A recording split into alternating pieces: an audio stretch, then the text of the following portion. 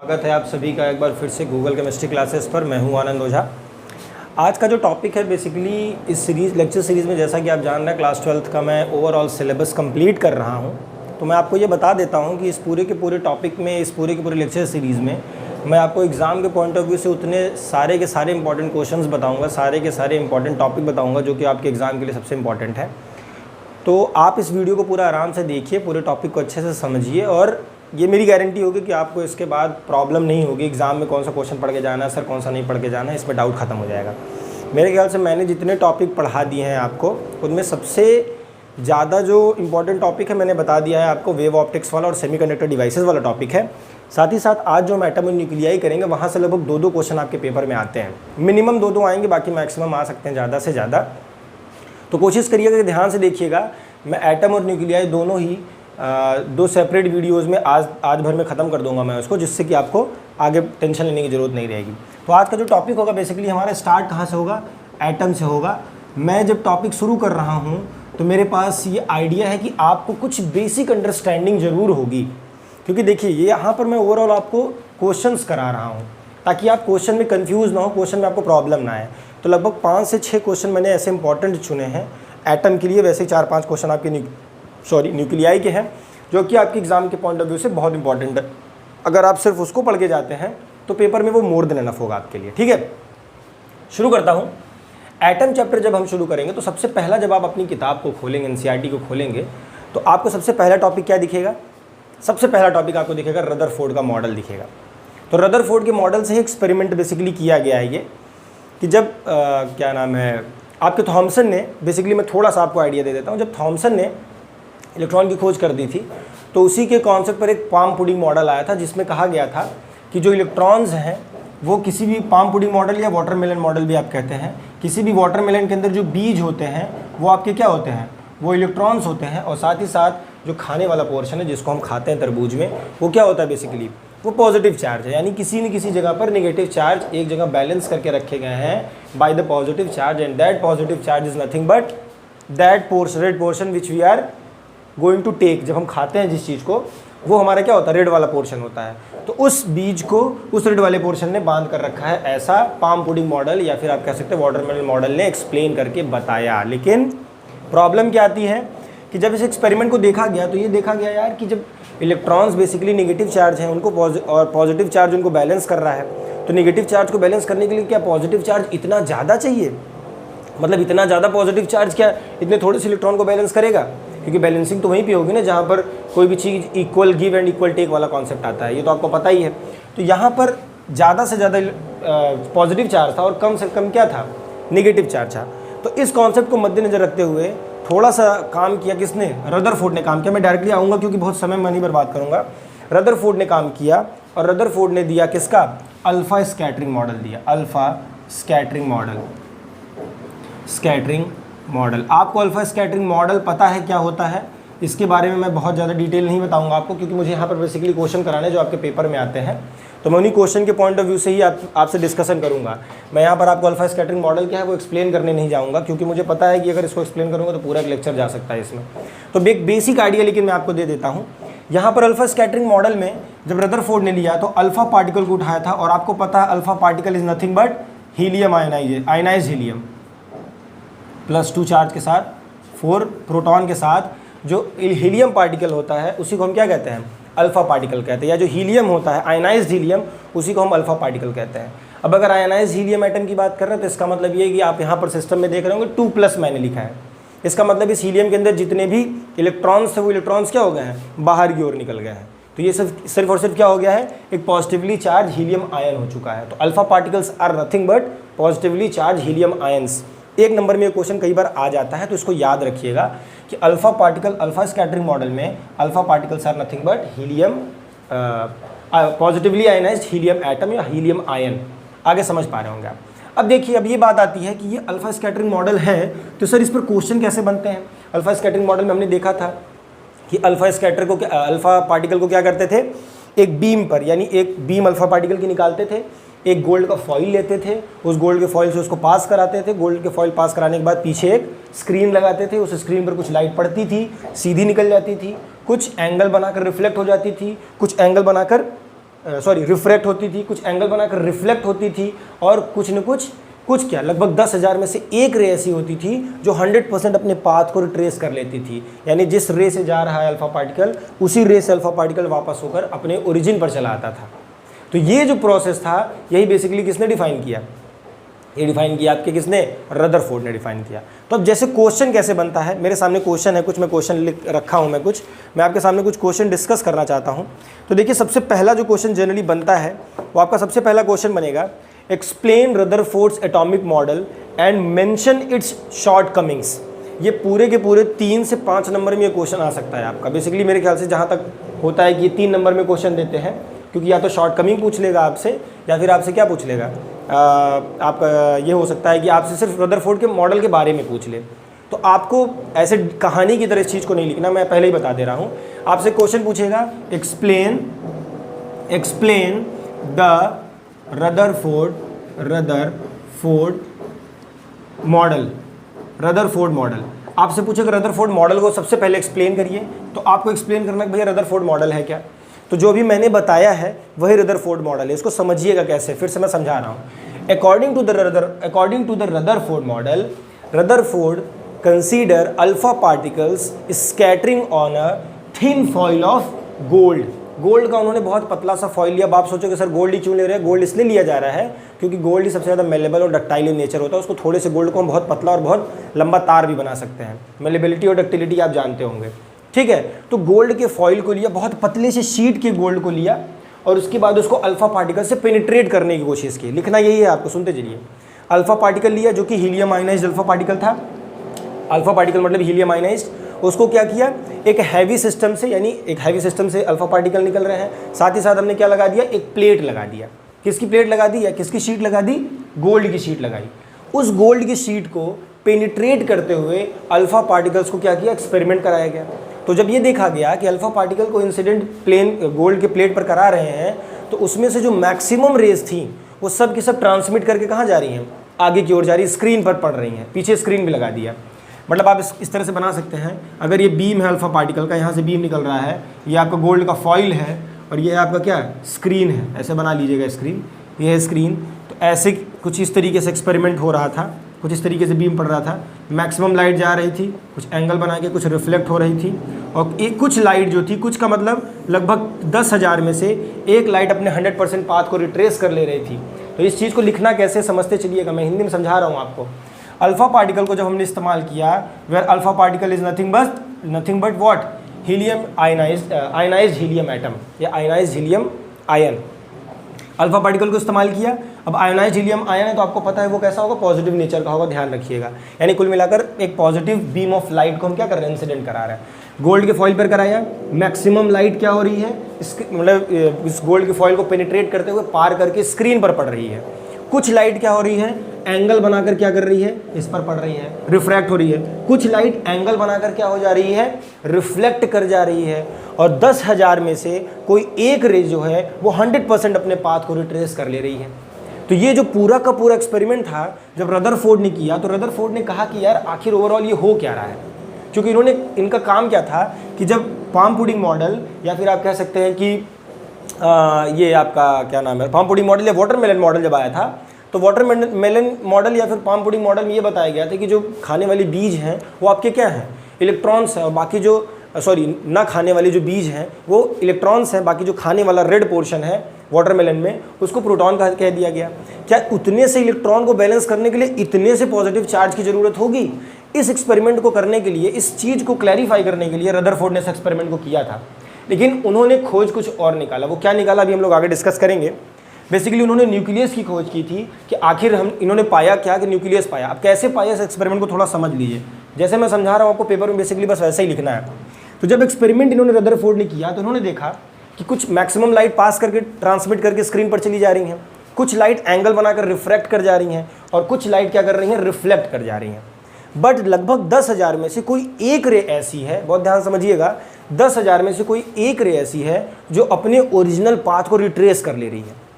अब ये सोचने वाली बात है कि 10,000 में से ऐसी वो जो रे अपने पाथ को रिट्रेस कर रही है, वो रे कहाँ इंसिडेंट कर रही है पूरे गोल्ड के फॉइल पर, जिससे कि वो अपने ओरिजिनल 100% पाथ को रिट्रेस कर ले रही है। अब आपको ये पता होना चाहिए कि अगर मैं प्रोटॉन की बात करूं, और helium atom, ionised helium atom की बात करूं, तो आपको पता है प्रोटॉन का मतलब क्या है। प्रोटॉन का मतलब कहीं एक स्पेसिफिक एक सिंगल पॉइंट की मैं बात कर रहा हूँ पॉजिटिव चार्ज की। मतलब समझिएगा ध्यान से कि अगर पॉजिटिव निगेटिव को बैलेंस कर रहा है, तो निगेटिव के आसपास अगर एक निगेटिव है तो उसको आसपास बैलेंस करने वाला एक पॉजिटिव चार्ज होगा, तभी तो बैलेंस होगा ओवरऑल उस पावर का एक चार्ज। तो कुल मिलाकर अगर मैं प्रोटॉन की बात करूं, क्योंकि इलेक्ट्रॉन और प्रोटॉन को डिस्ट्रीब्यूशन सिस्टम के अंदर कैसा माना गया है, इक्वल माना गया है। इस चीज को भी कंक्लूड करेंगे रदरफोर्ड, समझिएगा। रदरफोर्ड के अकॉर्डिंग इलेक्ट्रॉन और प्रोटॉन का जो डिस्ट्रीब्यूशन है, ये भी एक इंपॉर्टेंट पॉइंट है रदरफोर्ड के एक्सपेरिमेंट में। इलेक्ट्रॉन और प्रोटॉन का distribution in the Rutherford model किसी भी सिस्टम के अंदर, किसी भी एटम के अंदर क्या है, इक्वल है, तभी दोनों चीज बैलेंस होंगी। तो इसका मतलब ये है कि अगर एक पॉजिटिव हैवी चार्ज पार्टिकल को मैं इंसिडेंट कराऊंगा, हैवी चार्ज पार्टिकल का मतलब पॉजिटिव हैवी चार्ज पार्टिकल, यानी कह सकते हैं कि बंच ऑफ प्रोटॉन्स कह लीजिए, एक इकट्ठे बंच ऑफ प्रोटॉन्स किसी सिस्टम पर क्या कर रहे हैं, स्ट्राइक कर रहे हैं। तो जब बंच ऑफ प्रोटॉन्स स्ट्राइक करेंगे किसी सरफेस पर या किसी न्यूक्लियस पर, आप कह सकते हैं किसी मेटल सरफेस पे, तो आपको देखने को क्या मिलेगा, तो आपको ये देखने को मिल रहा है कि वो बंच ऑफ प्रोटॉन्स क्या करेंगे, स्कैटर करेंगे। समझिएगा कहने का मतलब, स्कैटरिंग का मतलब कि ओवरऑल जब सारे के सारे पार्टिकल्स इंसिडेंट करेंगे मेटल सरफेस पर, तो इनमें से जो हैवी पार्टिकल होगा, मतलब अगर कोई सिस्टम जहां पर किसी एंगल पर पड़ेगा, पहली चीज़ तो इसमें एंगल पे भी पड़ेगा, मतलब इस अल्फा पार्टिकल से निकला हुआ रे, ध्यान से समझिएगा, बहुत ध्यान से, आराम से समझाता हूं मैं। अल्फा पार्टिकल से निकला हुआ रे क्या करेगा, सिस्टम पर इंसिडेंट करेगा, मैक्सिमम रेज पास कर जाएंगी। कुछ रेज जो एंगल पर, जैसे मान लीजिए ये इलेक्ट्रॉन है और ये पॉजिटिव हीलियम एटम आ रहा है, मतलब अल्फा पार्टिकल आ रहा है, ये टकराएगा और इसके पास से क्या करेगा, रिफ्लेक्ट होकर एंगल बना लेगा। समझ पा रहे हैं ना, इसके पास से आएगा तो कुछ रिफ्लेक्ट होकर यहाँ पर बना लेगा। यानी इलेक्ट्रॉन और प्रोटॉन के हीलियम पार्टिकल से हेड ऑन कोलिजन ना होके कोई साइड वाइज जब कोलिजन होगा तो वो क्या करेगा, एंगल पर भागेंगे। लेकिन क्या है, निगेटिव है ये, जो आगे की ओर ट्रांसमिट कर दे रहा है पॉजिटिव सिस्टम को, they are what, negatively charge systems. But जो ट्रांसमिट नहीं कर रहा है, यानी जो रिफ्लेक्ट बैक कर दे रहा है, इट मीन्स कि वो वहां पर क्या है, पॉजिटिव चार्जेस हैं। लेकिन वो पॉजिटिव चार्ज कैसे हैं, किसी एंगल पर टकरा रहे हैं अल्फा पार्टिकल से, तभी तो टकरा कर एंगल बना के बाहर की ओर मुड़ जा रहे हैं, रिफ्लेक्ट हो जा रहे हैं। क्योंकि रिफ्लेक्शन तभी आएगा जब क्या होगा, रिपल्शन होगा। अट्रैक्शन कब आएगा, जब रिफ्रैक्शन होगा। समझ पा रहे हैं ना, अब समझिएगा। लेकिन इसमें से क्या हुआ कि एक जो बीम थी, एक अल्फा पार्टिकल की बीम थी, जो 10,000 बीम निकल रही है, उसमें से जो एक अल्फा पार्टिकल की बीम थी, वो अपने ओरिजिनल पाथ को, यानी जिस तरह से गई उसी तरीके से टकराकर सीधा सीधा अपने पाथ पर, यानी 180 डिग्री के पाथ को रिट्रेस करते हुए वापस आ गई। इसका मतलब रदरफोर्ड ने कहा कि इस पूरे सिस्टम के अंदर कोई ऐसा एक पॉइंट है, या पूरे सिस्टम के अंदर कई ऐसे पॉइंट्स हैं जहां से कि पूरे की पूरे पाथ का रिट्रेस होने का मतलब कि वहां पर पॉजिटिव चार्ज की डेंसिटी क्या है, ज़्यादा है। समझ पा रहे हैं आप। इसका मतलब क्योंकि ये सिस्टम क्या है, हैवी डेंसिटी वाला चार्ज है पॉजिटिव, इसका मतलब अगर कोई चीज़ 100% अपने पाथ को रिट्रेस करेगी तो इसका मतलब है कि सामने भी उतनी ही पावरफुल चीज़ कोई सिस्टम के अंदर रखी गई है जितना पावरफुल हमने इंसिडेंट किया है। और उस पावरफुल सिस्टम की होने की वजह से इस लाइट रे ने अपना 100% पाथ रिट्रेस कर लिया है, अपने पाथ को वापस कर लिया है 100%। इसका मतलब इस पूरे एटम के अंदर, इस पूरे सिस्टम के अंदर, या इस पूरे गोल्ड फॉइल के अंदर कोई ऐसा पॉइंट है जहां पर से इस अल्फा पार्टिकल को वो काउंटर बैलेंस कर रहा है। और अल्फा पार्टिकल को काउंटर बैलेंस करने के लिए क्या होना चाहिए, एक हैवी सिस्टम होना चाहिए, एक हैवी बंच ऑफ चार्जेस होने चाहिए, पॉजिटिव चार्जेस, तभी वो 100% अपने पाथ को रिट्रेस करेगा। अदरवाइज एंगल बनाकर क्या करेगा, स्कैटर कर जाएगा, एंगल बनाकर रिफ्लेक्ट कर जाएगा, एंगल बनाकर रिफ्लेक्ट कर जाएगा। समझ पा रहे हैं आप, बहुत आसान है। तो ये हो गया ओवरऑल। तब जब इन्होंने इस चीज़ की डिस्कवरी कर दी कि इसका मतलब वो कोई हैवी सिस्टम है जहाँ से पूरे पार्टिकल रिट्रेस कर रहे हैं अपने पाथ को, and that heavy system and that heavy point on the metal surface is known as nothing but a nucleus of the system. यानी न्यूक्लियस को इन्होंने डिफाइन किया कि वहाँ पर एक कंसंट्रेशन है पॉजिटिव चार्ज का, जहाँ से कि मेरी जो अल्फा पार्टिकल की रे थी वो 10,000 में से कोई एक ऐसी रे है जो अपने पाथ को 100% क्या कर रही है, रिट्रेस कर ले रही है। उस तरह के फिनोमिना तभी पॉसिबल है जब इतना हैवी पार्टिकल किसी एक जगह क्या हो, कॉन्सोलिडेटेड हो, किसी एक जगह कंसंट्रेटेड हो।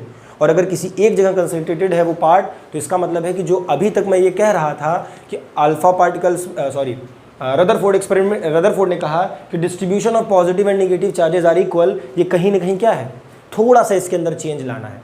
ये सत्य है कि काउंटर बैलेंस करने के लिए पॉजिटिव और नेगेटिव चार्ज का डिस्ट्रीब्यूशन एकदम बराबर होना चाहिए, but this experiment shows there is also a distribution of positive charge inside the atom where there is a large collection of positive charge which is responsible for the 100% rebound of a helium atom. समझ पा रहे हैं? बस आपको यही लिखना है overall कहानी में। लगभग ये जितना मैंने कहा है अगर आप अपने शब्दों में एक बार लिखें, क्योंकि मैं दो बार आपको समझा चुका हूँ इसको, इस पूरे एक्सपेरिमेंट को जैसे मैंने समझाया अपने शब्दों में आप 8 से 9 लाइन में पूरा का पूरा डिटेल लिख सकते हैं। इससे ज़्यादा कुछ भी नहीं निकला है। That is basically known as Rutherford model. Alpha particle incident कराना है जो ट्रांसमिट कर जाए, इसका मतलब निगेटिव आयंस के साथ, निगेटिव चार्जेस के साथ अट्रैक्ट करके वो क्या कर गया, अट्रैक्ट हो गया, बाहर क्यों निकल गया। जो रिपेल कर जा रहे हैं इसका मतलब कि कोलिजन कैसा हो रहा है, डायरेक्ट कोलिजन नहीं हो रहा है, एंगल से कोलिजन हो रहा है। समझ पा रहे हैं ना, एंगुलर कोलिजन हो रहा है। तो जब एंगुलर कोलिजन होगा किसी सिस्टम का तो क्या करेंगे, पॉजिटिव के साथ हैवी सिस्टम जब टकराएगा तो क्या करेगा, स्कैटर करेगा, बिखरेगा, एंगल बनाकर बिखर जाएगा। लेकिन जब हैवी पॉजिटिव के साथ इस सिस्टम के अंदर रखा हुआ कोई हैवी सिस्टम जो कि पॉजिटिव चार्ज नेचर का ही है, अगर वो है तभी ये पूरी की पूरी लाइट यानी 10,000 में से जो एक लाइट है वो अपने पाथ को रिट्रेस कर रही है। और ये फिनोमेना तभी पॉसिबल है जब कोई इस पूरे सिस्टम के अंदर कोई एक जगह पर या किसी जगह पर उन 10,000 लाइटों के लिए, किसी एक लाइट के लिए कोई हैवी सिस्टम में क्या हो, कंसंट्रेटेड पॉजिटिव चार्ज हो, तभी ये फिनोमेना पॉसिबल है अपने पाथ को रिट्रेस करना। और इसी फिनोमेना की वजह से इन्होंने कहा इस पूरे एटम के अंदर, उस पूरे सिस्टम के अंदर कोई एक सेंटर है and that centre is nothing but a nucleus where positive charge is concentrated. समझ पा रहे हैं? बस ओवरऑल रदरफोर्ड मॉडल में यही लिखना था, इससे ज़्यादा कुछ नहीं लिखना था। मैंने जो भी था डिटेल आपको बता दिया है। कोई दिक्कत इस बात में, कोई प्रॉब्लम नहीं है ना। अब बात आ जाती है कि आखिर और क्या इसमें हम कुछ ऐड कुछ कर सकते हैं। तो इसमें आप ये लिख सकते हैं कि इस एक्सपेरिमेंट के बाद रदरफोर्ड ने ये बताया कि जो साइज़ ऑफ द न्यूक्लियस होगा वो अबाउट 10⁻⁻15 मीटर का होगा। ये पॉइंट्स मैं आपको बता रहा हूँ, ध्यान सुनते चलिए। कि उन्होंने कहा कि जो साइज़ ऑफ द न्यूक्लियस होगा विच इज़ अबाउट 10⁻⁻15 मीटर, या आप उसको कह सकते हैं कि हाँ, क्योंकि फेम्टोमीटर में लगभग 1 फेम्टोमीटर भी उसको कहते हैं, क्योंकि 10⁻⁻15 मीटर को 1 फेम्टोमीटर कहते हैं, यानी 1 फेम्टोमीटर के बराबर लगभग होता है किसका, रेडियस ऑफ द न्यूक्लियस। इसको आप लिख सकते हैं, फिर साइज ऑफ द बेसिकली लिख सकते हैं न्यूक्लियस। दूसरा आप लिख सकते हैं कि इलेक्ट्रॉन्स का जो डिस्ट्रीब्यूशन होगा, यानी इलेक्ट्रॉन्स जो डिस्ट्रीब्यूट होंगे किसी भी सिस्टम के अंदर या किसी भी शेल के अंदर, क्योंकि उन्होंने कहा कि पूरे के पूरे सिस्टम में पॉजिटिव और नेगेटिव चार्जेस डिस्ट्रीब्यूटेड तो हैं, लेकिन किसी एक जगह पर उस पूरे एटम में, उस पूरे एटम की जगह एक पॉइंट पर कोई सेंटर होगा। उस सेंटर के चारों तरफ क्या कर रहा है, आप ये लिखेंगे कि रदरफोर्ड ने ये भी डिफाइन किया कि पूरे एटम के अंदर एक सेंटर है और वो सेंटर क्या कर रहा है, हैवी पॉजिटिव चार्ज लेकर बैठा है, जिसको कि उन्होंने न्यूक्लियस नाम दिया। साथ ही साथ उस सेंटर के चारों तरफ किसी एक ऑर्बिट में क्या कर रहे हैं, इलेक्ट्रॉन्स रिवॉल्व कर रहे हैं, उन्होंने ये बताया। ध्यान समझते चलिएगा। तो जो ऑर्बिट होगा सेंटर से, यानी ऑर्बिट की जो दूरी होगी वो लगभग 10⁻⁻10 मीटर के बराबर उन्होंने बताया। ये भी एक पॉइंट है, इसको भी याद रखिएगा। अब बात आ जाती है, इससे ज़्यादा और कुछ जानने की ज़रूरत नहीं है। अब बात आ जाती है कि व्हाट आर द, अब अगला क्वेश्चन जो बनता है, व्हाट आर द शॉर्टकमिंग्स और drawback of the Rutherford model. ये बहुत इंपॉर्टेंट है, ये पूछे ना पूछे, लेकिन ये शॉर्टकमिंग कई बार 1-2 नंबर में पूछ लेता, तो ध्यान रखिएगा। तो शॉर्टकमिंग या लिमिटेशन या ड्रॉबैक का मतलब क्या होता है, किसी भी चीज़ को जब रदरफोर्ड ने बताया तो अपने तरफ से तो पूरी कोशिश की है कि हम सही बताए हैं, लेकिन कहीं ना कहीं कुछ लोगों ने एक्सपेरिमेंट करके इनके जो एक्सपेरिमेंट थे उनको क्या कर दिया, फ्लॉप कर दिया या फेल कर दिया। दैट कॉन्सेप्ट, जहाँ पर रदरफोर्ड का मॉडल फ्लॉप हो रहा है या फेल हो रहा है, वहीं पर रदरफोर्ड का लिमिटेशन जनरेट होता है। यानी जहाँ पर कोई दूसरा उस एक्सपेरिमेंट पर काम करना शुरू कर रहा है, जहाँ से उन्होंने बताया कि ये जो रदरफोर्ड ने माना है वो गलत है, उस गलती को ही लिमिटेशन या ड्रॉबैक कह रहे हैं। बस ओवरऑल आप इतना समझ सकते हैं, समझ पा रहे हैं। तो इस गलती को बताने वाला आया कौन, बोर्स आए। बोर्स के बारे में भी हम पहुँचेंगे, बोर्स से भी क्वेश्चन आता है। तो एक क्वेश्चन, एक फुल क्वेश्चन का आधा पोर्शन मैंने आपको रदरफोर्ड मॉडल समझा दिया। दूसरी चीज़ कि रदरफोर्ड मॉडल का क्या है, ड्रॉबैक क्या है, वो समझाने जा रहा हूँ। एक फुल क्वेश्चन अगर बनेगा तो। अब रदरफोर्ड का जो सबसे बड़ा ड्रॉबैक था वो था कि जो ऑर्बिट उन्होंने बताया, न्यूक्लियस के चारों ओर जो ऑर्बिट्स होती हैं उसकी स्टेबिलिटी के बारे में डिस्कशन नहीं किया। उन्होंने सीधा कह दिया रदरफोर्ड ने कि जो इलेक्ट्रॉन्स ऑर्बिट के चारों ओर रिवॉल्व कर रहे होंगे, they are basically radiating an electromagnetic wave, यानी इलेक्ट्रोमैग्नेटिक वेव छोड़ रहे होंगे। और जब कोई चीज़ एक्सेलरेट कर रहा होगा, गोल गोल एक्सेलरेट करके किसी भी न्यूक्लियस या सेंटर के चारों तरफ घूम रहा होगा किसी ऑर्बिट में, तो वो धीरे धीरे क्या करेगा, अपनी एनर्जी को लूज़ करेगा। तो जब अपनी एनर्जी को लूज़ करेगा तो एक समय ऐसा आएगा कि एनर्जी को लूज़ करते करते करते करते वो कहाँ चला जाएगा, न्यूक्लियस के अंदर कोलैप्स कर जाएगा। अब समझिए मैं समझाना क्या चाह रहा हूँ। इसका मतलब ये बता तो दिया इन्होंने, खोज तो उन्होंने न्यूक्लियस की कर दी कि एक हैवी सेंटर है किसी एटम के अंदर, that centre is nothing but the collection of positive charges, क्योंकि वहाँ से हीलियम पार्टिकल क्या हो रहा है, 100% रिट्रेस हो रहा है। और हीलियम पार्टिकल खुद भी अपने आप में क्या था, सॉरी अल्फा पार्टिकल अपने आप में क्या था, एक हैवी पॉजिटिव चार्ज का सिस्टम था। तो ये तो उन्होंने बता दिया, बट इन्होंने ये कहा कि ये धीरे धीरे इलेक्ट्रोमैग्नेट जो इलेक्ट्रॉन्स एक्सेलरेट हो रहे हैं किसी फिक्स और नॉट फिक्स ऑर्बिट, किसी ऑर्बिट में किसके सेंटर या न्यूक्लियस के चारों तरफ, ये धीरे धीरे एक समय के बाद अपनी एनर्जी को क्या कर देंगे, लूज़ कर देंगे। और लूज़ करके कहाँ चले जाएंगे, अगर ये पॉजिटिव सिस्टम है आपका हैवी, इसके तरफ, इसके चारों तरफ इलेक्ट्रॉन्स रिवॉल्व करेंगे, तो अकॉर्डिंग टू द रदरफोर्ड ये धीरे धीरे अपनी एनर्जी को लूज़ करते हुए एक दिन न्यूक्लियस के अंदर कोलैप्स कर जाएंगे। तो अगर न्यूक्लियस के अंदर कोई चीज़ कोलैप्स कर रही है बाहर से आके, तो इसका मतलब है कि न्यूक्लियस का मॉडल जो रदरफोर्ड ने दिया वो तो फेल हो गया ना, क्योंकि रदरफोर्ड ने न्यूक्लियस की स्टेबिलिटी को ही नहीं बताया। क्योंकि भाई अगर न्यूक्लियस स्टेबल होता, फिक्स होता, तो कोई बाहर की इंप्योरिटी उसके अंदर कैसे आ जाती। इसका मतलब यहाँ पर ये रदरफोर्ड का एक्सपेरिमेंट क्या हो गया, फ्लॉप हो रहा है। क्यों, क्योंकि इन्होंने न्यूक्लियस की स्टेबिलिटी के बारे में नहीं बताया। तो रदरफोर्ड का ड्रॉबैक आप क्या लिखेंगे, according to the Rutherford he is unable to give the detail discussion और give the stability to the nucleus. सबसे पहला पॉइंट लिखेंगे, और स्टेबिलिटी ऑफ न्यूक्लियस के अंदर आप ये पूरा डिस्कशन लिखेंगे जो मैं बोल रहा हूँ कि जब इलेक्ट्रॉन रिवॉल्व्स और accelerate around a circular orbit around a nucleus or around a center, it means it get accelerated continuously and degraded its energy. After some time, due to the degradation in energy, the electron is get collapsed inside the nucleus, and this concept basically violates the law, or you can say that the principle of Rutherford's experiment, which is basically about the nucleus. Nucleus की stability उन्होंने discuss नहीं की, और nucleus की stability discuss न करने की वजह से यहाँ पर इनका एक्सपेरिमेंट क्या हो गया है, फ्लॉप हो गया है। आप इस चीज़ को समझ पा रहे होंगे। बस यही सबसे बड़ा इनका ड्रॉबैक था जो कि इनको पीछे खींच कर ले गया, यानी इस पर काम करने के लिए लोगों को और मजबूर किया है। अगला जो हमारा क्वेश्चन होगा बेसिकली, मतलब अगला जो आपको क्वेश्चन देखने को मिलेगा, यही ड्रॉबैक था। आपको बस इतना ही लिखना है जो मैंने अभी आपको बताया है, उसी को स्टेबिलिटी ऑफ न्यूक्लियस हेडिंग डालिएगा, ड्रॉबैक में लिखिएगा स्टेबिलिटी ऑफ न्यूक्लियस, और जो मैंने कहा है बस उसको अपने वर्ड्स में, जैसे मैंने बोल भी दिया इंग्लिश में, उसको आपको बस राइट कर लेना, अपने कॉपी में लिख लेना है, वहाँ पर आपको फुल मार्क्स मिलेंगे। 3 नंबर के क्वेश्चन आएंगे बेसिकली, 2 नंबर में आपको डिफाइन करने के लिए आएगा कि व्हाट इज रदरफोर्ड मॉडल, और 1 नंबर का जो क्वेश्चन आएगा वो आपका ड्रॉबैक का आएगा। इस चीज़ का ध्यान रखिएगा। अब आगे बढ़ते हैं, जो आपका अगला क्वेश्चन आता है बेसिकली, जहाँ से write down the 3 assumptions of the boards about the hydrogen atom and explain them. यहाँ से मैं क्वेश्चन करा रहा हूँ, ध्यान दीजिएगा। अब बात आ जाती है बोर्ड्स के मॉडल पे, क्योंकि रदरफोर्ड का मॉडल न्यूक्लियस की स्टेबिलिटी बताने से फ्लॉप हो गया, दैट्स वाई यहाँ पर काम करने कौन आया, बोर्ड्स आए। अब अकॉर्डिंग टू द बोर्ड्स ने भी कुछ ऐसा काम खासा नहीं किया था, ध्यान समझिएगा इस बात को। बोर्ड्स ने ऐसा नहीं किया कि कुछ बहुत नया कॉन्सेप्ट दिया या कुछ इस पर नया कुछ बनाया, उन्होंने कुछ नया नहीं बनाया। अल्फा पार्टिकल स्कैटरिंग जो था रदरफोर्ड का, उसी को थोड़ा मॉडिफाई कर दिया। तो जहाँ पर जो ड्रॉबैक था कि इलेक्ट्रॉन रिवॉल्व करते करते एक समय न्यूक्लियस के अंदर कोलैप्स कर जाएगा, इसको फ्लॉप बताते हुए बोर्ड्स ने दिया क्या, बोर्ड्स ने कॉन्सेप्ट दिया लॉ ऑफ स्टेशनरी ऑर्बिट का, लॉ ऑफ स्टेशनरी ऑर्बिट का कॉन्सेप्ट दिया। और इस स्टेशनरी ऑर्बिट के कॉन्सेप्ट ने बड़ा ही क्रांतिकारी काम किया है, या बड़ा ही रिवोल्यूशनरी वर्क किया है किसके अंदर, आपके, आप कह सकते हैं एटॉमिक फिजिक्स के अंदर। क्योंकि अगर किसी सिस्टम के अंदर, और देखिए इसको दिया कैसे, ऐसा नहीं कि इन्होंने बस ऐसे लिख दिया या हो गया, ऐसा कुछ नहीं है। इसके पहले आपको पता होना चाहिए बोर्ड्स मॉडल के, मैं पहले 3 पॉस्टुलेट जो आपके पेपर में आते हैं वो डिस्कस कर देता हूँ, कहानी नहीं मैं आपको बताऊँगा।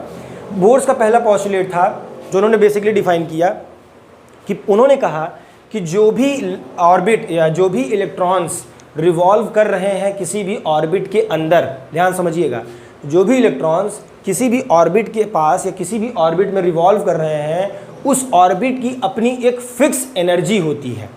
समझते चलिएगा, यानी आप ये कह सकते हैं कि electron revolves around a nucleus in a fix orbit. समझ पा रहे हैं? यानी ऑर्बिट किसी भी तरीके से स्पाइरल करके या अपनी एनर्जी को लूज करके इलेक्ट्रॉन्स अपने ऑर्बिट को डिस्टर्ब नहीं करेंगे, क्योंकि इलेक्ट्रॉन एक फिक्स ऑर्बिट में एक फिक्स एनर्जी के साथ चारों तरफ न्यूक्लियस के रोटेट करेगा, रिवॉल्व करेगा, ऐसा बोर्स ने कहा। इलेक्ट्रॉन अगर किसी ऑर्बिट के अंदर, किसी भी ऑर्बिट के अंदर या किसी भी शेल के अंदर बंधा हुआ है तो वो इसीलिए बंधा हुआ है क्योंकि उस शेल की एनर्जी के बराबर ही इलेक्ट्रॉन की क्या है, एनर्जी है। अगर उस सेल की एनर्जी को अगर आपको तोड़ना होगा या उस इलेक्ट्रॉन को आपको तोड़ना है या डीएक्सेलरेट करना है तो लगभग सेल के बराबर की आपको एनर्जी देनी पड़ेगी ताकि सेल इलेक्ट्रॉन क्या हो, डिसइंटीग्रेट हो जाए, सिस्टम को छोड़कर आगे की ओर चला जाए। समझ पा रहे होंगे आप। तो यहाँ पर जो चीज़ आपको समझना है, बस सबसे पहला एजम्पशन ये था कि लॉ ऑफ स्टेशनरी ऑर्बिट। उन्होंने कहा कि जो ऑर्बिट होगा न्यूक्लियस के चारों ओर वो कैसा होगा, स्टेशनरी होगा। That's the simple and first point, यानी electron revolves around the nucleus on a fix orbit और on a stationary orbit around the nucleus. पहला लॉ ये था उनका।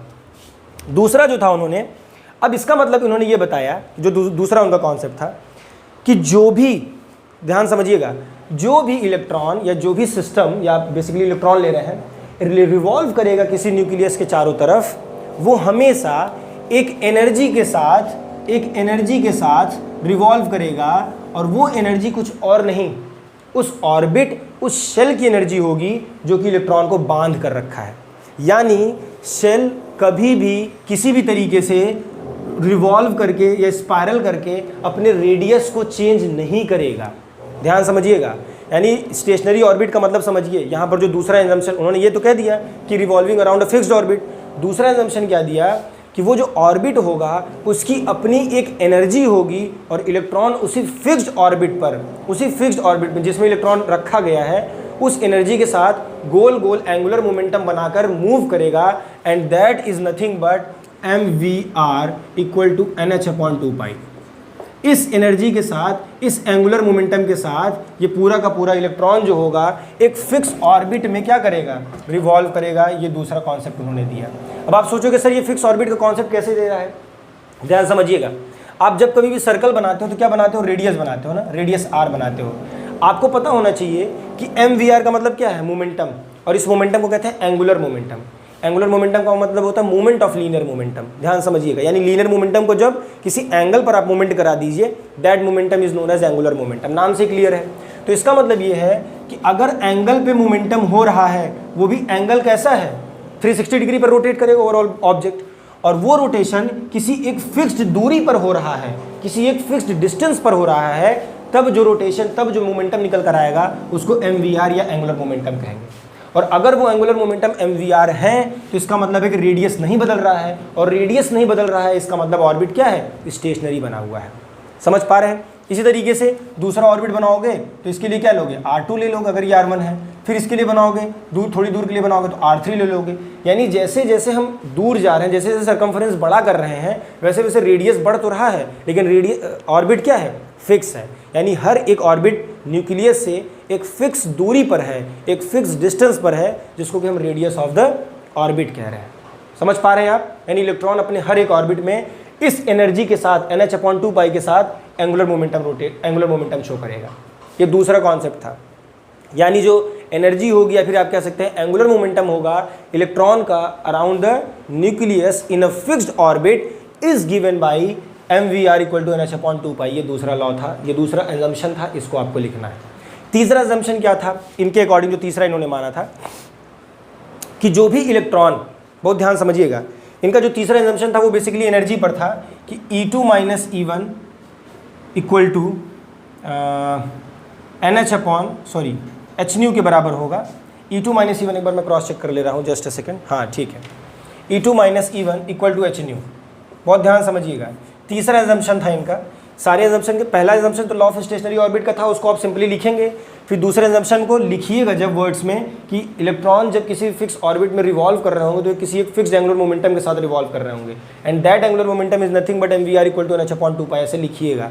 सिमिलरली तीसरा एजम्पशन क्या कहता है कि दो एनर्जी यानी दो शेल्स, ये जैसे एक ऑर्बिट ये है और दूसरा ऑर्बिट ये है, तो हर एक ऑर्बिट की अपनी एक एनर्जी, ऑब्वियस सी बात होगी ना, क्योंकि हर एक ऑर्बिट न्यूक्लियस से कुछ दूरी पर है, ये r1 दूरी पर है, ये r2 दूरी पर है, तो जो इलेक्ट्रॉन्स रखे गए होंगे r1 r2 पर, वो क्या रखे गए हैं, यानी हर एक ऑर्बिट में जो इलेक्ट्रॉन रखे गए हैं, हर एक इलेक्ट्रॉन की अपनी एक एनर्जी है।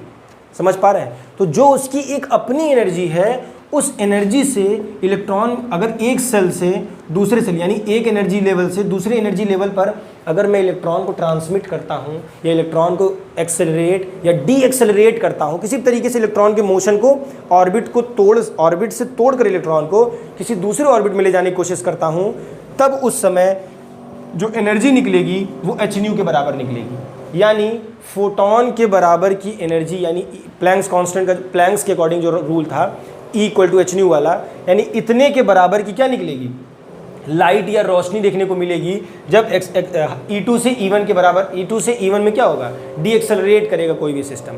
इस सिस्टम को मैं आपको समझा देता हूँ, ध्यान से समझिएगा, इसमें कुछ है नहीं, बहुत साइंस नहीं है इसमें, समझिएगा।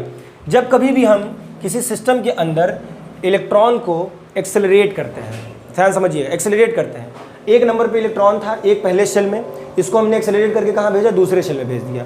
तो पहले शेल से जब इलेक्ट्रॉन दूसरे शेल में गया है तो इलेक्ट्रॉन क्या किया है, E1 से E2 में कूद कर गया है। अब जैसे ही E2 के पास, क्योंकि कोई भी एटम या कोई भी इलेक्ट्रॉन किसी भी तरीके से अपने एक्साइटेड स्टेट में मैक्सिमम कितना देर रह सकता है, 10⁻⁸ सेकंड रह सकता है, मैक्सिमम देर तक 10⁻⁸ सेकंड से ज़्यादा नहीं रह सकता कोई भी इलेक्ट्रॉन अपने एक्साइटेड स्टेट में। तो जैसे ही ये E1 एनर्जी स्टेट था, ये E2 एनर्जी स्टेट था, एनर्जी देकर हमने इलेक्ट्रॉन को तोड़ा और E1 से E2 पर पहुंचा दिए, और जैसे ही 10⁻⁸ सेकंड मैक्सिमम टाइम जो बीत गया, इलेक्ट्रॉन डी एक्सेलरेट होकर कहाँ भागेगा, अपने नॉर्मल स्टेट में भागेगा, क्योंकि उसकी एनर्जी कहाँ पर है, इसी ऑर्बिट में फंसी हुई है। तो इसका मतलब वो डी एक्सेलरेट करके तुरंत भागेगा अपने ऑर्बिट पे, और जब डी एक्सेलरेट करके सेकंड से 1 वाले अपने ऑर्बिट पर भाग रहा होगा तो उस दौरान वो कुछ एनर्जी, कुछ लाइट के फॉर्म में एनर्जी इमिट कर रहा होगा। दैट लाइट के फॉर्म वाली energy is nothing but E = hν। अब आप समझ पा रहे हो कि हमने hν क्यों दिखाया है, क्योंकि लाइट निकलेगी तो लाइट की क्या होती है, फ्रीक्वेंसी होती है, या उसका और कह सकते हैं वेवलेंथ होता है, समझ पा रहे हैं ना। तो इसका मतलब जब कभी भी इलेक्ट्रॉन डी एक्सेलरेट होगा कहाँ से, E2 से E1 यानी मैक्सिमम से मिनिमम की तरफ, तो वो लाइट के फॉर्म में एनर्जी को इमिट करेगा, और इसी को हम कहते हैं इलेक्ट्रोमैग्नेटिक रेडिएशन। तो आपके जो चैप्टर, आपको मेरे ख्याल से जो पहली बुक का आखिरी चैप्टर होगा उसमें आपको इलेक्ट्रोमैग्नेटिक स्पेक्ट्रम के बारे में आपने पढ़ा होगा। वो जो इलेक्ट्रोमैग्नेटिक स्पेक्ट्रम है वो यहीं से आता है, यानी एनर्जी लेवल को जब डी एक्सेलरेट करता है इलेक्ट्रॉन, यानी हायर से जब लोअर की तरफ आता है, तो इसी तरीके से वो क्या करता है, एनर्जी को रेडिएट करता है लाइट के फॉर्म में। क्यों? क्योंकि यहाँ पर क्या है, hν के बराबर की एनर्जी रेडिएट हो रही है। समझ पा रहे हैं ना क्यों ऐसा हो रहा है? क्योंकि इलेक्ट्रॉन क्या कर रहा है, 10⁻⁸ सेकंड बिताने के बाद तुरंत अपने स्टेट में भागने की कोशिश कर रहा है, स्टेबिलिटी ढूंढ रहा है, क्योंकि वो स्टेबल कहाँ पर था, अपने ऑर्बिट में था। क्यों? क्योंकि उसके ऑर्बिट की अपनी एक फिक्स एनर्जी, एक फिक्स एंगुलर मोमेंटम था। तो उस स्टेबिलिटी को पाने के लिए मैक्सिमम देर तक वो 10⁻⁸ सेकंड तक यहाँ रहा और फिर भाग के अपने स्टेट में जाने की कोशिश कर रहा है। तो जब मैक्सिमम से मिनिमम की तरफ जाएगा तो एनर्जी को रिलीज करेगा, and that energy is nothing but in the form of light.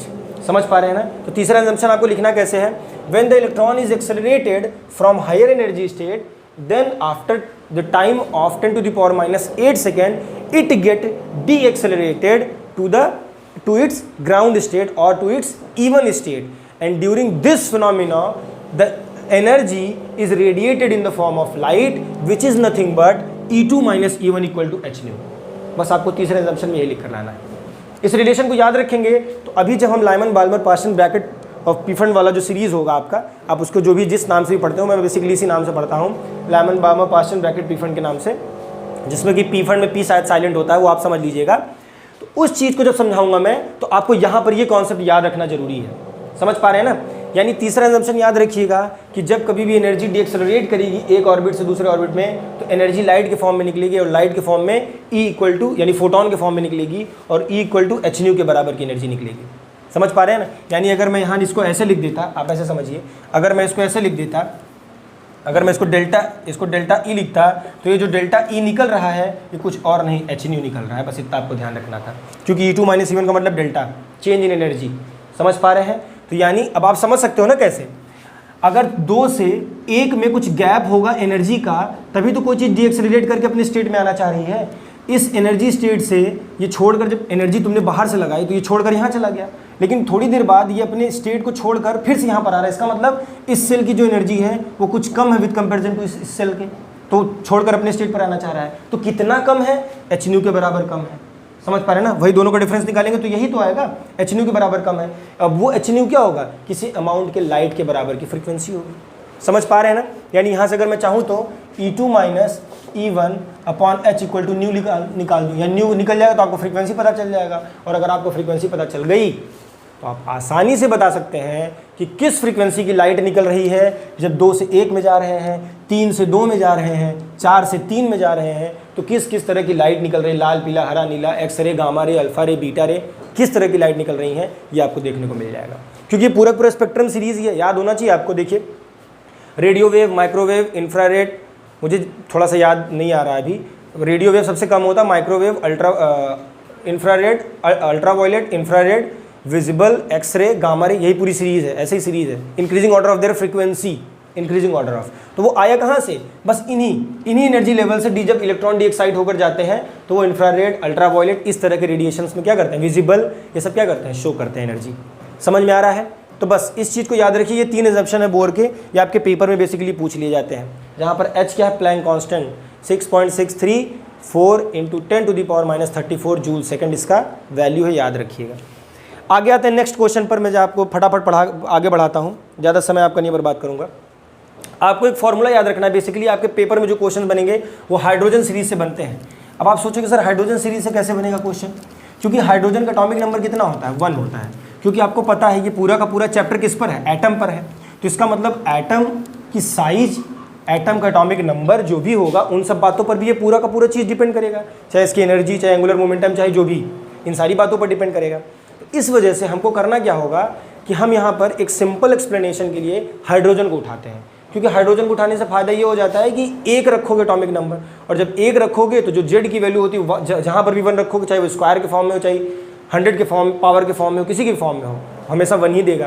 तो इस वजह से हाइड्रोजन की स्टडी करना ज़्यादा आसान होती है with comparison to other elements. क्यों, क्योंकि अदर एलिमेंट्स में क्या करते हैं, जितना ज़्यादा एटॉमिक नंबर उतना ज़्यादा स्क्वायर करके वैल्यू बड़ी ले जाओगे, तो कैलकुलेशन लेंथी हो जाएगा। इस वजह से पूरा का पूरा प्रोसेस हाइड्रोजन एक सिंपलेस्ट एटम के बारे में लेकर उसकी स्टडी की गई है। तो अब जो आपको याद रखना है, एक फार्मूला मैं बेसिकली बता दे रहा हूँ कि जो एनर्जी का फार्मूला आपको याद रखना है हाइड्रोजन के लिए, एक फार्मूला रखना -13.6 अपॉन n² इलेक्ट्रॉन वोल्ट का। इस फार्मूला को एकदम ध्यान से याद रखिएगा, क्योंकि इस फार्मूले को मैं इसलिए कह रहा हूँ, इस पर न्यूमेरिकल आता है, इस पर न्यूमेरिकल आता है, मैं तुरंत न्यूमेरिकल लगाऊंगा। इसको ये डेरिवेशन बेसिकली पूछा नहीं जाता आपके पेपर में, मैं आपको ये इसलिए कह रहा हूँ, इसको याद कर लीजिएगा। अब ये पेपर में आने वाली चीज़ है, इसलिए बता रहा हूँ ध्यान से। इस एनर्जी लेवल को याद कर लीजिएगा, ये पेपर में डायरेक्टली इससे क्वेश्चन आता है। अगर इसका डेरिवेशन मुझे दिखेगा तो मैं डेरिवेशन करा दूंगा, अदरवाइज इसका डेरिवेशन आता नहीं है।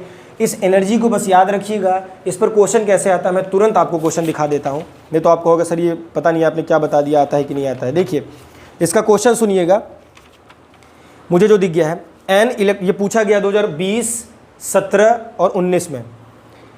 Energy of an electron of the first orbit of hydrogen atom is -13.6। ध्यान समझिएगा, फर्स्ट ऑर्बिट की जो एनर्जी है हाइड्रोजन की वो क्या है, -13.6 है। क्यों मेरे भाई, क्योंकि n की जगह क्या रखोगे, 1 रखोगे, तो 1 का स्क्वायर -13.6 ही देगा इलेक्ट्रॉन वोल्ट। इसमें कोई प्रॉब्लम नहीं है, ये फॉर्मूला याद रखना है बस। देखिए उसके बाद कह रहा है what will be the energy in its third orbit. अब थर्ड ऑर्बिट की एनर्जी निकालना है, तो n की जगह आपको क्या रखना है, 3 रख देना है, -13.6 अपॉन 3 का स्क्वायर, दैट इज -13.6 अपॉन 9। इसको सॉल्व कर दो, जो भी वैल्यू है इलेक्ट्रॉन वोल्ट में ये लिख दोगे। अब आपसे पूछा क्या है, हाँ बस थर्ड वाले में पूछा है। अगर फर्स्ट वाले में इतनी एनर्जी है तो थर्ड वाले में जो सॉल्व करोगे आप इसको, जो वैल्यू आएगी उसको लिख दीजिए। और आपसे कई बार फर्स्ट एंड थर्ड के बीच का डिफरेंस पूछ लेता है कि एनर्जी का डिफरेंस कितना है पहले और तीसरे के बीच में, तो आपको कुछ करना नहीं है। पहला जो आया और तीसरा जो आया इनको कुछ नहीं करिए, आप सिंपली क्या करिए, क्योंकि डिफरेंस कैसे निकालते हैं, फाइनल माइनस इनिशियल डिफरेंस निकालते हैं, या इनिशियल माइनस फाइनल, जैसे भी आप निकालते हैं, इनिशियल माइनस फाइनल ही निकालते हैं बेसिकली। तो आप क्या करेंगे, -13.6 माइनस लगाएंगे, ये वैल्यू भी माइनस में आएगी, माइनस के साथ इस वैल्यू को लिख देंगे। सॉल्व करने के बाद जो भी आंसर आए उसको आप सॉल्व करके यहाँ पर लिख दीजिएगा। समझ पा रहे हैं ना आप कहने का मतलब, इसमें कोई प्रॉब्लम नहीं है, कोई दिक्कत वाली बात नहीं है। अगर आपसे सिंपली ये फॉर्मूला मैं क्यों याद करने को कह रहा हूँ, क्योंकि ऐसे ही क्वेश्चन आते हैं। अब आपसे कई बार वो डायरेक्टली इस तरह के क्वेश्चन ना देकर वो आपसे बोल देगा कि अगर nth ऑर्बिट में है या फिर फर्स्ट ऑर्बिट में है तो 10th ऑर्बिट में क्या होगा और दोनों का एनर्जी डिफरेंस निकालिए। तो n की जगह आपको 10 रख देना है। आपको मैं यहाँ n का मतलब समझा देता हूँ, थोड़ा कंफ्यूज मत होइएगा। n को कहते हैं प्रिंसिपल क्वांटम नंबर। आप अगर 11th क्लास में केमिस्ट्री पढ़ेंगे तो आपको याद होगा। n जो होता है वो प्रिंसिपल क्वांटम नंबर होता है, उसकी वैल्यू होती है 1 2 3 4 5 6। अब इसको इसलिए कहते हैं क्योंकि ये कुछ और नहीं है मेरे भाई, न्यूक्लियस के बगल बगल जो ऑर्बिट्स ड्रॉ होते हैं, ये ऑर्बिट, इन्हीं की वैल्यू है 1 2 3। यानी जो न्यूक्लियस के चारों तरफ जो बगल बगल ऑर्बिट ड्रॉ होंगे, they are basically known as principal quantum numbers. समझ गए ना? हर एक ऑर्बिट का एक नंबर होगा, दैट इज पहले ऑर्बिट का 1, दूसरे ऑर्बिट का 2, तीसरे ऑर्बिट का 3, ऐसे नंबर ऑफ ऑर्बिट्स बढ़ते जाएंगे, 1 2 3 4 5 6 7 8 नंबरिंग होती जाएगी। जिसको आप क्लास 9th में 10th में आप के एलिमेंट शेल पढ़ते थे, उसी के एलिमेंट शेल की वैल्यू क्या है? 1 2 3 4 है। समझ पा रहे हैं? और इसी को हम प्रिंसिपल क्वांटम नंबर कहते हैं। आप 11th क्लास में पढ़े होंगे 4 क्वांटम नंबर के बारे में, मैं यहाँ पर वो डिस्कशन नहीं करने जा रहा हूँ। इस फॉर्मूले को स्क्रीनशॉट ले लीजिए, याद कर लीजिए, ये स्क्रीनशॉट रखिए, पेपर में क्वेश्चन आता है मतलब आता है। आगे बढ़ते हैं थोड़ा सा, और मैं आपको जो क्वेश्चन कुछ करा देता हूँ इस पर। एक बढ़िया क्वेश्चन मुझे और दिख रहा है जो कि आपको करना चाहिए मेरे ख्याल से, वो है draw the energy level diagram of hydrogen atom and exhibit Lyman Balmer Paschen Brackett. ये सारे सीरीज़ के बारे में बताना है। तो मैं एक बड़ा क्वेश्चन इसको फ्रेम करके आपको डायरेक्ट इस क्वेश्चन के बारे में बता देता हूँ, क्योंकि ये 5 नंबर के क्वेश्चन में आता है जनरली। ठीक है, ये 5 नंबर में अगर Lyman Balmer Paschen Brackett different 5 है तो इसमें से 2 पूछ लेगा तो 3 नंबर का पूछ लेगा आपसे। अगर 5 पूछेगा तो 5 नंबर में पूछेगा, याद रखिएगा। इसमें और कुछ बहुत ज़्यादा नहीं ध्यान देना है। अब ये Lyman Balmer Paschen Brackett different है क्या, आपको कुछ याद रखना है, कुछ चीज़ें याद रखिए। फॉर्मूला मैं बता रहा हूँ, 1/λ = R1 - ni square minus 1/nf²। इस फॉर्मूले को एकदम याद रखिए बढ़िया से। NiNF का मतलब क्या है मैं आपको धीरे धीरे सब समझाऊंगा। इस टॉपिक में, इस पूरी वीडियो में मैं आपको लेक्चर सीरीज़ प्रोवाइड नहीं कर रहा हूँ, याद रखिएगा, इंपॉर्टेंट क्वेश्चंस करा रहा हूँ। तो मुझे पता है कि कुछ इंपॉर्टेंट चीज़ें आपने पहले से पढ़ रखी हैं, इस वजह से मैं क्वेश्चन करा रहा हूँ, ध्यान समझिएगा। अब अगर इस फॉर्मूले को आपने पढ़ा होगा, जिन बच्चों ने पढ़ा होगा, जिन्होंने नहीं पढ़ा होगा, उस फॉर्मूले को देखिएगा। इसमें कुछ भी नहीं करना है। अगर मैं यहाँ से लाइमन सीरीज़ निकालूँ तो आपको पता है कि लाइमन सीरीज़ निकालने के लिए 1/λ रखो, R रखो। R को कहते हैं रैडबर्ग कांस्टेंट, मैं बता दूंगा अभी। 1/1² माइनस 1/n², जहाँ पर n की वैल्यू आपको लेना है 2 3 4 5 एंड सो ऑन इन्फिनिटी तक। सिमिलरली बार्मर की सीरीज़ 1/λ लिखना है, R लिखना है, 2 से शुरू करना है और n² पे ख़त्म करना है। और n की वैल्यू जो होगी आपकी वो होगी 3 से 4 5 6 एंड इन्फिनिटी। इसी तरीके से लाइमन बार्मर पार्सन के लिए शुरू करना है, पार्सन सीरीज शुरू करना है 1/λ R 1/3² 1/n²। n की वैल्यू कहाँ शुरू करनी, 3 से यहाँ पर शुरू है तो यहाँ से फाइनल कहाँ पे होगा, 4 से हो सकता है, 5 हो सकता है, 6 हो सकता है और इनफाइनाइट हो सकता है। इसी तरीके से जब पार्सन के बाद ब्रैकेट शुरू करेंगे तो ब्रैकेट में आपको क्या देखने को मिलेगा, इनिशियल कंडीशन 4 होगी और फाइनल कंडीशन इनफाइनाइट हो सकती है, यानी 5 से शुरू होगा, 5 6 7 8। सिमिलरली बार्मर के बाद लाइमन बार्मर पार्सन ब्रैकेट होगा। अब पी-फंड शुरू करेंगे तो 5 से इनिशियल वैल्यू कहाँ शुरू होगी, 5 से शुरू होगी और फाइनल वैल्यू 6 से लेकर इनफाइनाइट तक हो सकती है। तो इस सीरीज़ को बस पेपर में आपको ऐसे लिखना है, स्पेक्ट्रम में अभी बता के दिखाऊंगा आपको। इस सीरीज़ को लिखना और ये फॉर्मूले पर अप्लाई करके वैल्यू रखना है, बस इतना ध्यान रखना है आपको। क्वेश्चन क्या पूछा मैं पढ़ दे रहा हूँ।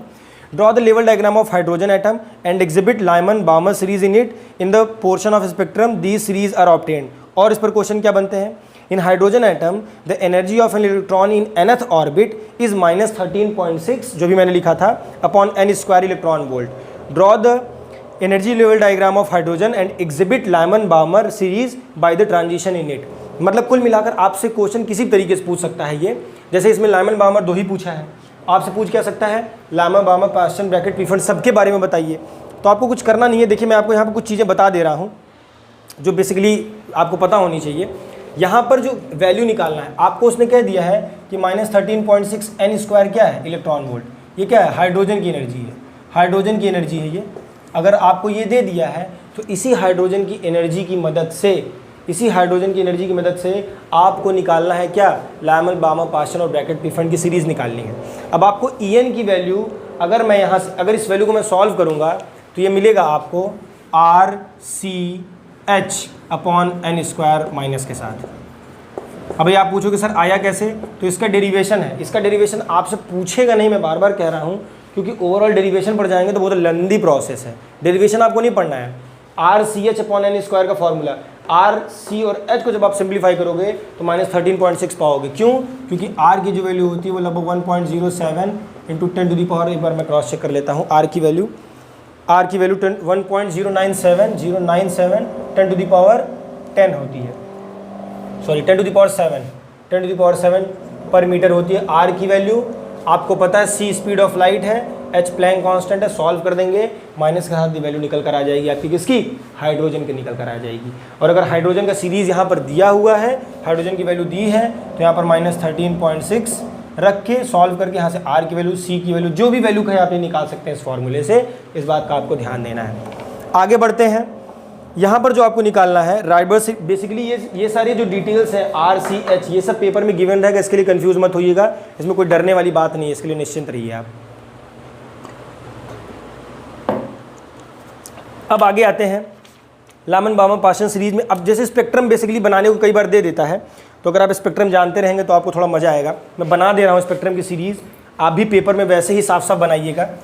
जैसे आपसे पेपर में अभी जो मेरे पास प्रीवियस ईयर पेपर है, इसका स्क्रीनशॉट आपने ले लिया होगा, उसमें आपको देखने को मिलेगा, अभी जो मैंने आपसे क्वेश्चन दिया है उसमें लामन और बामा की सीरीज़ को कह रहा है। मैं लामन बामा पाशन ब्रैकेट पी फंड सब की सीरीज़ बना के आपको दिखा रहा हूँ। देखिए आपको करना कुछ नहीं है, बस ऐसे साफ साफ ऐसे ऊपर से डॉटेड लाइन ले आइएगा, कुछ साफ साफ ऐसे नज़दीक लाइन बनाइएगा और फिर कुछ दूर ऐसे लाइन बनाइएगा। समझ पा रहे हैं ना? मैं दूर इसलिए कर रहा हूँ क्योंकि ये बेसिकली दूर दिख रही है आपको, इस वजह से बहुत नज़दीक दिख रही है, अदरवाइज ये गैप लेकर मैं चल रहा हूँ। और ये कहाँ तक जा रही है लाइन्स? इनफाइनाइट तक जा रही हैं। तो ये जो लाइन्स हैं they are nothing but energy shells. n की वैल्यू 1, इसकी value 2, 3, 4, 5, 6, 7 and so on infinity. समझ पा रहे हैं? यानी इस तरफ जो मैंने लिया है वो कुछ और नहीं, n की वैल्यू लिया है बढ़ते क्रम में, कोई समस्या नहीं है। अब बात आती है कि सर इस पर शो करिए लामन सीरीज़। लामन सीरीज़ क्या कहता है कि उसकी जो सबसे इनिशियल वैल्यू, यानी सबसे इनिशियल वैल्यू 1 होगी। अभी सीरीज़ में मैंने लिख के दिखाया 1 होगी, यानी ये सीरीज़ क्या होगी? इसकी ग्राउंड स्टेट होगी। यानी कोई भी चीज़ कितना भी एक्साइट होकर कहीं पर भी रहे, वो आकर कहाँ पर गिरेगी? लामन के अकॉर्डिंग 1 पर गिरेगी। तो चाहे वो इनफाइनाइट से लाइन है, चाहे मान लो मैं 7 नंबर ले रहा हूँ, तो 7 नंबर जो लाइन आएगी वो भी डी एक्साइट होकर यहाँ गिरेगी, 6 से आएगी वो भी यहाँ गिरेगी, 5 से आएगी यहाँ गिरेगी, 4 से आएगी यहाँ गिरेगी, 3 से आएगी यहीं पे गिरेगी और 2 से आएगी तभी यहीं गिरेगी। ये किसके लिए है? लामन के लिए है। अभी मैं सीरीज़ बनाऊंगा, उसके बाद किस किस रेंज में किसको कौन कौन सा कलर देखने को मिला है, यानी स्पेक्ट्रम कौन कौन सा मिला है, ये भी दिखाऊंगा। तो ये एक ओवरऑल पूरा क्वेश्चन आपका तैयार हो जाएगा। समझ पा रहे हैं ना? लामन बामा पाशन ब्रैकेट पी फंड का जो मैंने सीरीज़ लिखा है, मतलब जो लिखा था फॉर्मूला, आपको वो लिखना है, ये स्पेक्ट्रम बनाना है और कौन क्या क्या स्पेक्ट्रम किस किस वेवलेंथ की लाइट को पाया है उसके बारे में लिखना है। ये लामन हो गया। बामर के अकॉर्डिंग कहाँ से था? उसकी मिनिमम वैल्यू क्या थी? 2 थी और मैक्सिमम कहाँ तक थी? इनफाइनाइट तक थी। तो मान लो मैक्सिमम इनफाइनाइट नहीं ले रहा हूँ, 7 ले रहा हूँ, तो 7 से कहाँ पर आऊँगा? मैक्सिमम 2 पर आऊँगा, मिनिमम 2 पर आऊँगा। 6 से कहाँ पर आऊँगा? 2 पर आऊँगा। 5 से 2 पर आऊँगा, 4 से 2 पर आऊँगा और 3 से कहाँ पर आऊँगा? 2 पर आऊँगा। समझ पा रहे हो? ये किसके लिए है? लामन, ये बामर के लिए। सिमिलरली पास्चन के लिए निकालूंगा, मैं 3 के लिए निकाल रहा हूँ, बाकी के लिए आप अपने घर पे होमवर्क की तरह निकालेंगे आप इसको, क्योंकि आगे गंदा हो जाएगा ये। पास्चन के लिए मिनिमम वैल्यू क्या है? 3, मैक्सिमम वैल्यू इनफाइनाइट। आया ऊपर से 3 पे गिरा, 5 से आया तब भी यहीं, 6 से आया तब भी यहीं गिरा, 5 से आया तब भी यहीं गिरा और 4 से आया तब भी यहीं गिरा। ये किसके लिए है? पास्चन के लिए है। ठीक है, तो अगर आपसे पूछेगा तो ऐसे ही लिख के आप सुंदर सुंदर बनाएंगे और सबकी वैल्यू यहाँ पर नंबरिंग कर दीजिएगा इसकी इनफाइनाइट तक, कोई दिक्कत? ये हो गया स्पेक्ट्रम की सीरीज़ को भी मैंने दिखा दिया आपको हाइड्रोजन एटम के लिए। अब बात आती है कि बेसिकली जो क्वेश्चन पूछता है कि ये बताइए कि लामन की जो स्पेक्ट्रम है, बामा की जो स्पेक्ट्रम है और पास्चन की जो स्पेक्ट्रम है, जैसे मैं 3 को ही लेके बता रहा हूँ, तो ये इन तीनों को डिफ्रेंशिएट कैसे कर रहा है, यानी इन तीनों में दिख क्या रहा है, ऐसा कॉमन क्या दिख रहा है? कॉमन का मतलब कि अलग कैसे हो रहे हैं, क्योंकि आपने तो यही कहा ना कि एनर्जी का जो गैप है E2 - E1 वो कुछ और नहीं, किसी भी फॉर्म में चाहे एनर्जी का ट्रांसफॉर्मेशन हो रहा हो वो hν के बराबर है। इसका मतलब इन तीनों में डिफ्रेंशिएट करने के लिए आपको कुछ और नहीं देखना है, इन तीनों से निकलने वाली जो स्पेक्ट्रम वेवलेंथ है, स्पेक्ट्रम की जो वेवलेंथ है, अगर उसकी स्टडी कर लें या उस एनर्जी, उस लाइट या स्पेक्ट्रम की स्टडी हम कर लें तो तीनों के बीच में डिफरेंस दिखाया जा सकता है।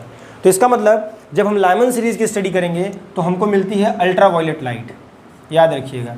लाइमन सीरीज में अल्ट्रावायलेट लाइट का स्पेक्ट्रम मिलता है, बामर में मिलता है विजिबल का, बामर में विजिबल का मिलता है, और उसके बाद पाशन ब्रैकेट और पीफंड, इन तीनों के लिए मिलता है इंफ्रारेड का।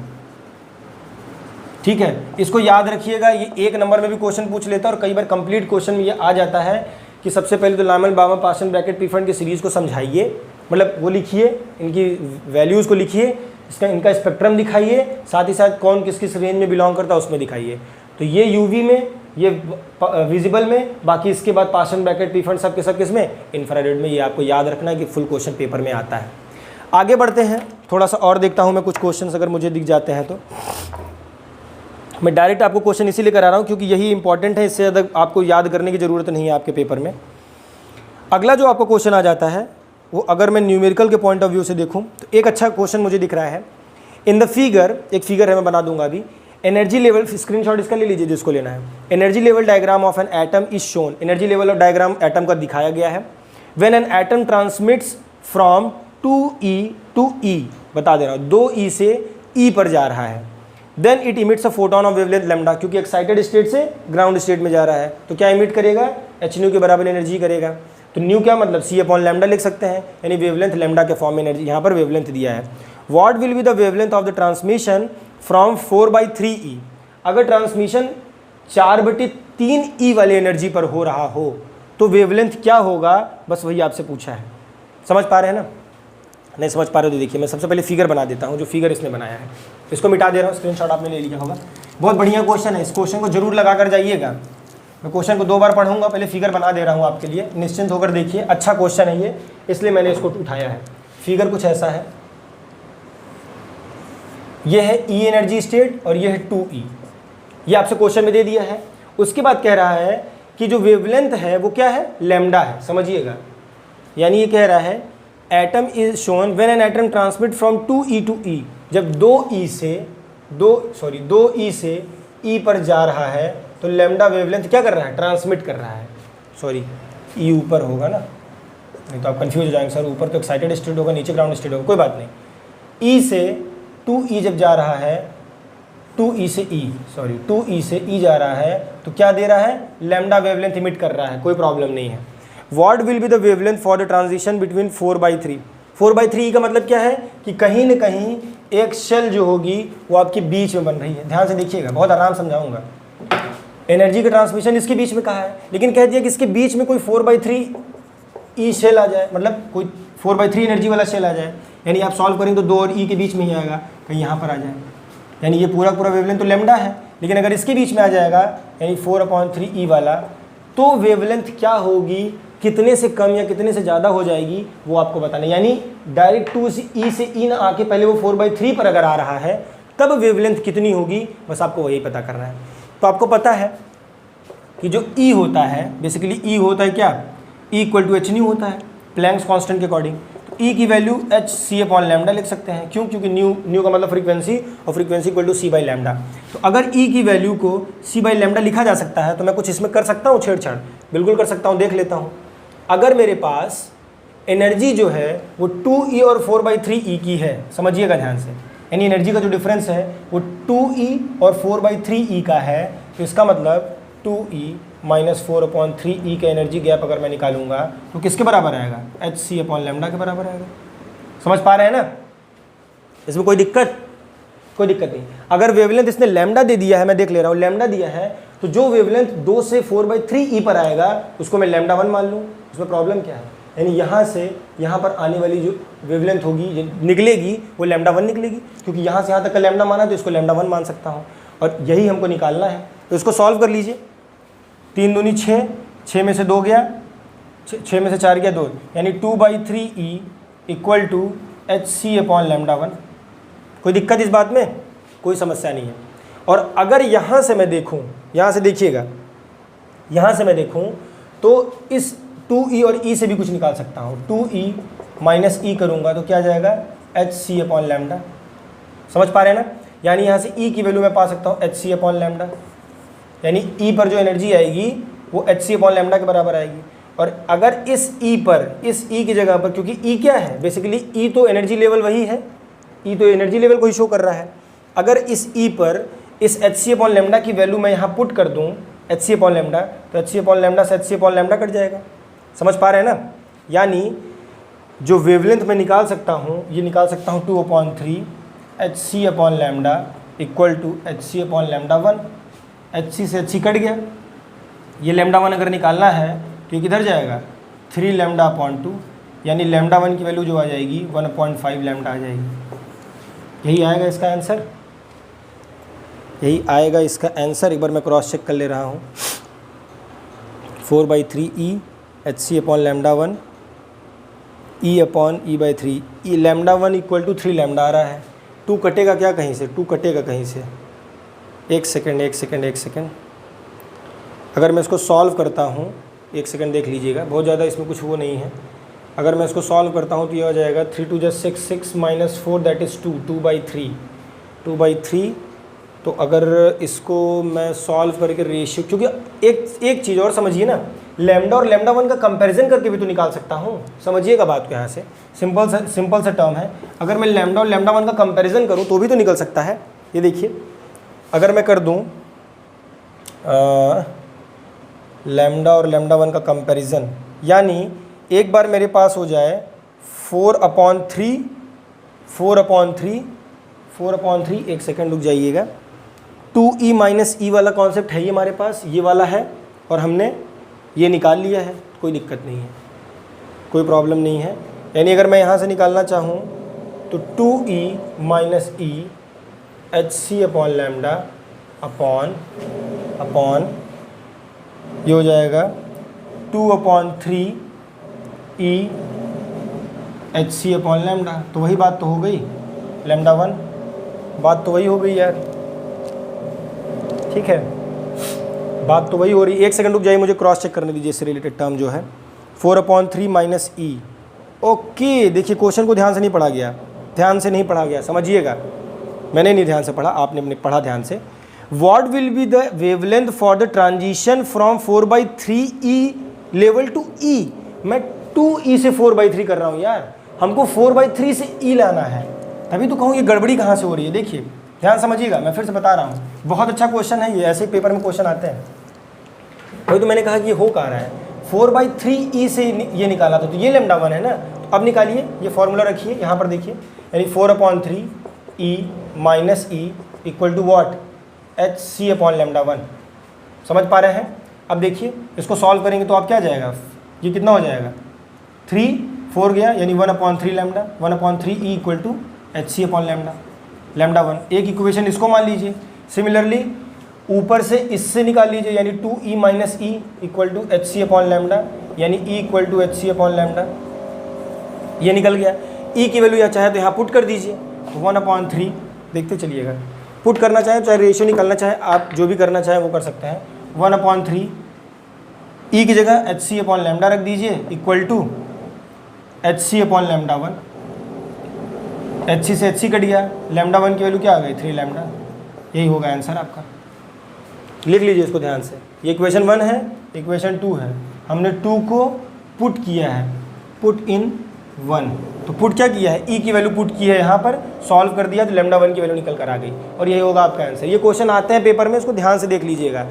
जैसे मैंने गलती की है स्टार्टिंग में कि 2e से e कर दिया, 4/3 कर दिया है। क्वेश्चन को ध्यान से पढ़िएगा, नहीं तो आप पूरा समय परेशान हो जाएंगे कि आखिर मैंने निकाला क्या, आंसर आएगा, और निकाल कर आप चले जाएंगे आगे। यहाँ पर तो आपको आंसर पता दिखता रहता है, वहाँ पर आप बढ़ जाएंगे आगे। क्वेश्चन को ध्यान से पढ़िएगा मेरे भाई। चलिए, ये हो गया ओवरऑल टॉपिक आपका एटम से रिलेटेड। जितने भी इंपॉर्टेंट टॉपिक थे मैंने सब आपको करा दिए हैं, जो मैं प्रीवियस ईयर और जो आने वाले क्वेश्चंस को मैं देख पा रहा हूँ। इससे ज़्यादा आपके क्वेश्चंस और नहीं आएंगे। लैमन, बामा, पाशन, ब्रैकेट और पीफंड की जो सीरीज़ हैं इनको ध्यान से पढ़ लीजिएगा। जैसे कि सॉरी एक क्वेश्चन बनता है जो कि मैं आपको करा दे रहा हूँ। एक क्वेश्चन जनरली बन जाता है कई बार, अगर आप देखेंगे, इसका स्क्रीनशॉट ले लीजिए। एक क्वेश्चन जो जनरली बन जाता है, क्वेश्चन कुछ ऐसा बनता है कि what is the lowest energy of Lyman series, ऐसे बन सकता है, या फिर what is the lowest wavelength of the Lyman series, energy exhibited by the Lyman series के द्वारा जो सबसे लोएस्ट वेवलेंथ होगी वो क्या हो सकती है। आपसे पूछ लेगा पास्टन के अकॉर्डिंग सबसे लोएस्ट एनर्जी क्या हो सकती है।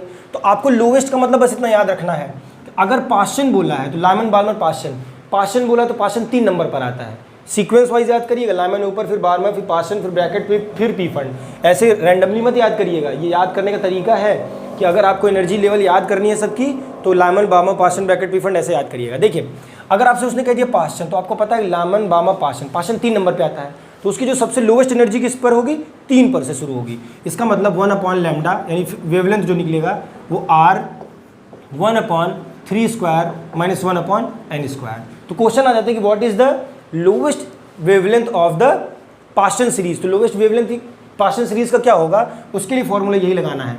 अब आपको पता है कि इस वैल्यू को हमको क्या करना पड़ेगा भाई, क्योंकि लोवेस्ट वैल्यू पाशन में क्या है, 3 है। 0 तो n की वैल्यू 0 रखी ही नहीं जा सकती है, और अगर 0 नहीं रखी जा सकती है तो आपको पता है कि पाशन में कहाँ शुरू होता था, n की वैल्यू 4 से शुरू होता था, 6, 7 और इनफाइनाइट तक। अगर मैं इस n की वैल्यू इनफाइनाइट रख दूं तो ये पूरा का पूरा टर्म मेरे लिए क्या हो जाएगा, 0। और जब ये पूरा का पूरा टर्म 0 तो 1/λ r की वैल्यू क्या निकाली हमने, 1/9। और ये जो आंसर आएगा यही आपका लोवेस्ट वैल्यू होगा किसका, पाशन सीरीज का। ऐसे ब्रैकेट पूछ लेगा, ऐसे पी फंड पूछ लेगा। तो लोवेस्ट एनर्जी स्टेट का मतलब समझिएगा जो उसकी पहली वाली सेल की जो एनर्जी यहाँ पर पुट करते हैं, आप वैल्यू पुट करते हैं नंबर, वही उसका लोवेस्ट एनर्जी है, क्योंकि उससे लोवेस्ट पर जा ही नहीं सकता। स्पेक्ट्रल सीरीज से भी मैंने बता दिया है। ये हो गया ओवरऑल आपका एटम का कॉन्सेप्ट पूरा खत्म। एक टॉपिक आपका बचा न्यूक्लियस, वो भी मैं अभी शाम को या आज भर में उस वीडियो को कॉन्सेप्ट को मैं डाल दूंगा। आपको मैंने रदरफोर्ड बता दिया है, ड्रॉबैक बता दिया है रदरफोर्ड का। उसके बाद मैंने बोर्स के पॉस्टुलेट बता दिए जो बेसिकली पेपर में आने वाले हैं। उसके बाद एक टॉपिक आपका मैंने बता दिया है लाइमन बार्मर पाशन सीरीज से रिलेटेड, हाइड्रोजन स्पेक्ट्रम का जो फॉर्मूला है -13.6/n² इलेक्ट्रॉन वोल्ट एनर्जी जो है हाइड्रोजन की, वो बता दिया है। उस पर क्वेश्चन आते हैं न्यूमेरिकल, जैसा मैंने कराया, न्यूमेरिकल भी कराया आपको। साथ ही साथ स्पेक्ट्रल जो सीरीज़ मैंने बता दिया लाइमन बार्मर पाशन का, इसी तरीके से आपको पढ़ना है। और साथ ही साथ जो लास्ट में क्वेश्चन कराया मैंने आपको एनर्जी डिफरेंस वाला, वो क्वेश्चन। अगर आप इतना टॉपिक पढ़ के इस वीडियो को देखकर जाते हैं तो मेरे ख्याल से आपको इससे ज़्यादा पढ़ने की कोई ज़रूरत नहीं है एटम में। ये मोर देन एनफ है आपके पेपर के लिए। होप ये चीज़ आपको समझ में आई होगी। अगर इसमें कुछ भी डाउट लगता है, कुछ भी पूछने में दिक्कत आ रही है समझने में, तो फिर से कमेंट सेक्शन में पूछ लीजिएगा, मैं इसको अच्छे से समझा दूंगा आपको। थैंक यू सो मच, मिलते हैं नेक्स्ट क्लास।